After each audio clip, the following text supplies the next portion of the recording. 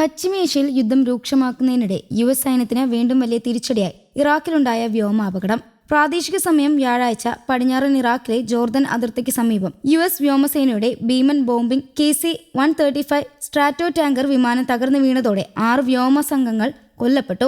ഇറാനെതിരെ ആക്രമണങ്ങൾ പങ്കെടുക്കുന്ന യുദ്ധവിമാനങ്ങൾക്ക് ആകാശത്ത് വെച്ച് ഇന്ധനം പകരാൻ ഉപയോഗിക്കുന്ന പ്രധാന സൈനിക വിമാനത്തിലൊന്നാണ് KC-135. യുദ്ധത്തിന്റെ സാഹചര്യത്തിൽ ഇത്തരം വിമാനങ്ങളുടെ പ്രവർത്തനം അതീവ നിർണായകമായിരിക്കെ ഉണ്ടായ ഈ ദുരന്തം പ്രദേശത്തെ സംഘർഷാവസ്ഥയെ കൂടുതൽ ഗൗരവത്തിലാക്കുന്ന സംഭവമായി മാറി. അപകട സമയത്ത് ഇതേ മോഡലിലുള്ള മറ്റൊരു US ടാങ്കർ വിമാനവും ആകാശത്തുണ്ടായിരുന്നതായി റിപ്പോർട്ടുകളുണ്ട്. ഇരു വിമാനങ്ങളും തമ്മിൽ കൂട്ടിയിടിച്ചതാകാമെന്ന സംശയമാണ് ഇപ്പോൾ ഉയരുന്നത്. എന്നാൽ രണ്ടാമത്തെ വിമാനം സുരക്ഷിതമായി ഇസ്രായേലിലെ ടെൽ അവീവിൽ ലാൻഡ് ചെയ്തതായും അതിന്റെ വാൽ ഭാഗത്ത് കേടുപാടുകൾ കണ്ടെത്തിയതായും അധികൃതർ അറിയിച്ചു. സംഭവത്തിന്റെ കൃത്യമായ കാരണം ഇതുവരെ US സ്ഥിരീകരിച്ചിട്ടില്ലെങ്കിലും അന്വേഷണം പുരോഗമിക്കുകയാണ്. ഇതിനിടെ അപകടത്തെ ചുറ്റിപ്പറ്റി വ്യത്യസ്ത അവകാശവാദങ്ങളും ഉയർന്നിട്ടുണ്ട്. ഇറാൻ പിന്തുണയുള്ള ഇസ്ലാമിക് റെസിഡൻസ് ഗ്രൂപ്പ് വിമാനത്തെ വെടിവെച്ചിട്ടതാണെന്നും ആരോപണമാണ് ഇറാൻ മുന്നോട്ട് വെച്ചത്. എന്നാൽ ഈ വാദം US ശക്തമായി തള്ളി. യുദ്ധ സാഹചര്യത്തിൽ നടന്ന അപകടമോ അതോ ശത്രു ആക്രമണമോ എന്നതാണ് സംഭവിച്ച വ്യക്തത വരുന്നതോടെ സംഭവത്തിന് ചുറ്റും അനിശ്ചിതത്വം തുടരുകയാണ്. പശ്ചിമേഷ്യയിലെ യുദ്ധം ആരംഭിച്ചതിനു ശേഷം US നഷ്ടപ്പെടുന്ന 4ാമത്തെ സൈനിക വിമാനമാണിത്.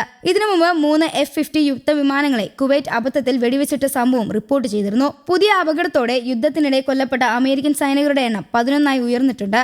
മേഖലയിലെ സംഘർഷം തുടരുന്ന സാഹചര്യത്തിൽ ഈ സംഭവം US സൈനിക പ്രവർത്തനങ്ങൾക്കും യുദ്ധത്തിന്റെ ഭാവി ഗതിഗതികൾക്കുള്ള ആശങ്കകൾ വർദ്ധിപ്പിക്കുകയാണ്. യുദ്ധ പശ്ചാത്തലത്തിൽ ഊർജ്ജ പ്രതിസന്ധി രൂക്ഷമാകുന്നതിന് പിന്നാലെ ഉപരോധം നേരിടുന്ന റഷ്യൻ എണ്ണയ്ക്ക് ഇളവ് പ്രഖ്യാപിച്ച US നിലവിൽ കടലിൽ കുടുങ്ങിയിട്ടുള്ള റഷ്യൻ എണ്ണയും പെട്രോളിയം ഉൽപ്പന്നങ്ങളും വാങ്ങുന്ന രാജ്യങ്ങൾക്ക് 30 ദിവസത്തേക്ക് ഉപരോധങ്ങൾ ചുമത്തില്ല എന്ന് US അറിയിച്ചു. മാർച്ച് 12-നോ അതിനു മുമ്പോ പുറപ്പെട്ട റഷ്യൻ കപ്പലുകളിലെ എണ്ണയ്ക്കാണ് ഇളവ്. നേരത്തെ ഇന്ത്യക്ക് മാത്രമാണ് US ഉപരോധ ഇളവ് അനുവദിച്ചത്. യുക്രൈൻ യുദ്ധ പശ്ചാത്തലത്തിലാണ് US റഷ്യ എണ്ണ വാങ്ങുന്ന രാജ്യങ്ങൾക്ക് ഉപരോധങ്ങൾ പ്രഖ്യാപിച്ചത്. ഇറാനെ തകർത്തെന്ന വാദം US ആവർത്തിക്കുമ്പോഴും ഗൾഫ് രാജ്യങ്ങൾക്കും ഇസ്രായേലിനും നേരെ ഇറാന്റെ ഡ്രോൺ മിസൈൽ ആക്രമണങ്ങൾ തുടരുന്നു. ഇറാനിൽ US ഇസ്രായേൽ ചേർന്ന് ഇതുവരെ തകർത്തത് 15,000-ലേറെ ലക്ഷ്യസ്ഥാനങ്ങളാണ്. ഇറാനിൽ മരിച്ചവരുടെ എണ്ണം 1800 കടന്നു. തെഹ്റാനിൽ പാലസ്തീൻ അനുകൂല റാലിയിൽ പങ്കെടുക്കാനെത്തിയ സ്ത്രീ മിസൈൽ അവശിഷ്ടം പതിച്ചു മരിച്ചു. അരീക്കിലെ ജനവാസ മേഖലയിൽ ഇസ്രായേൽ വ്യോമാക്രമണത്തിൽ 2 മരണം സംഭവിച്ചു. 35 പേർക്ക് പരിക്ക്. ലെബനനിൽ ഹിസ്ബുള്ളക്കെതിരെ ഇസ്രായേൽ തുടരുന്ന ആക്രമണം രൂക്ഷമാവുകയാണ്. മരണം 770 കടന്നു.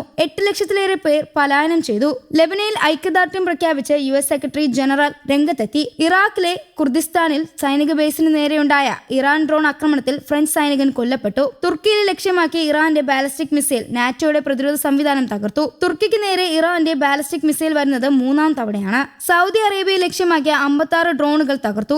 UAEയിൽ 7 മിസൈലുകൾ 27 ഡ്രോണുകളും തകർത്തു. ദുബായ് ഇന്റർനാഷണൽ ഫിനാൻസ് സെന്ററിൽ ഒരു കെട്ടിടത്തിന് ഡ്രോൺ അവശിഷ്ടം പതിച്ച് കേടുപാടുണ്ടായി. വടക്കൻ ഇസ്രായേലിലെ ഗലീലയിൽ മിസൈൽ ആക്രമണത്തിൽ 80 പേർക്ക് പരിക്കേറ്റു.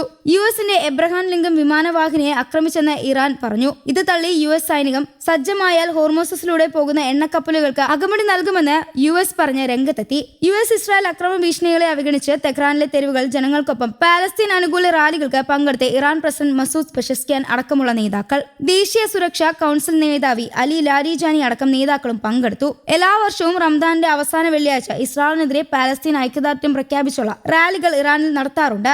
അൽ ഖുദ്സ് ഡേ എന്നാണ് ഈ ദിനത്തെ അറിയപ്പെടുന്നത്. News desk Kerala Kaumudi.